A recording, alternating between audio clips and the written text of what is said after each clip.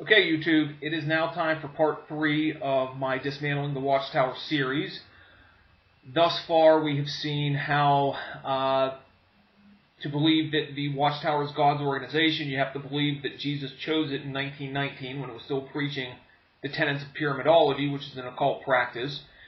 We've seen in part 2 how they shamelessly misrepresent people in their literature in order to advance their theological agenda.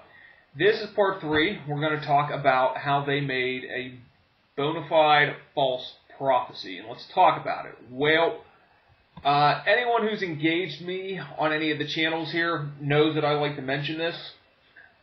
Probably rolling your eyes if you're a JW saying, yeah, I do.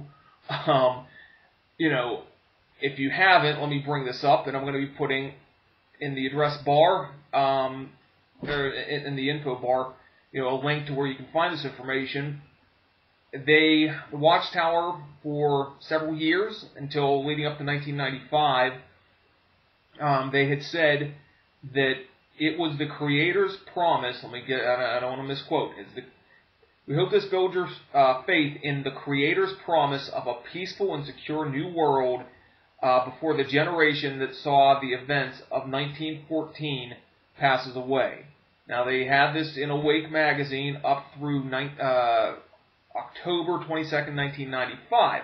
After that, it was reworded to say, builds faith in the Creator's promise of a peaceful and secure new world that is about to replace the present wicked, lawless system of things. That was in the November 8th, 1995 Watchtower. Awake. It was on page 4. Again, you'll have all the information that you need in the info bar. So, can you think of any better way than the Watchtower saying this didn't come to pass? Now, I've spoken to some Jehovah's Witnesses about this. Some have said, doesn't matter, we're not prophets, we never claimed we got this information directly from God. I've spoken to some who said, no, there's still a chance that this could still come to pass.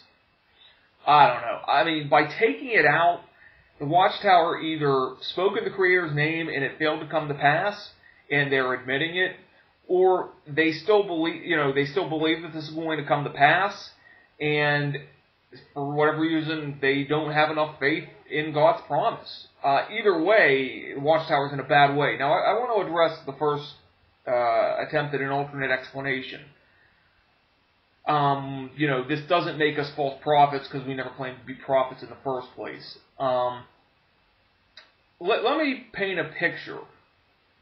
And I want you to be real honest with yourself if you're Jehovah's Witness. I don't want you to, listen to what the first thing how your gut answers this question. Okay. Let's say during theocratic times in Israel, there's this hideous famine. And it just sweeps the land and people are sick and tired of that famine. And everybody is desperate and praying to God that the famine might end. And let's say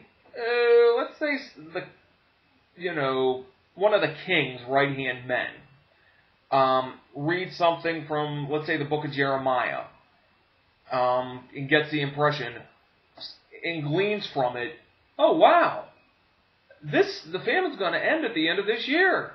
Well, my goodness, isn't this great? Now, mind you, no one else reading the book of Jeremiah that way it draws this conclusion. But this guy said, no, I'm reading it, and I can draw no other conclusion, but the famine's going to end. And he's so confident in himself that he goes around Israel saying, the famine's going to end by the end of this year. It is the promise of Hashem, the name. Jews didn't like to say the name of God. It is the promise of Hashem that this famine will end by year's end. And everybody's looking like, oh boy, he's really stepping in it now.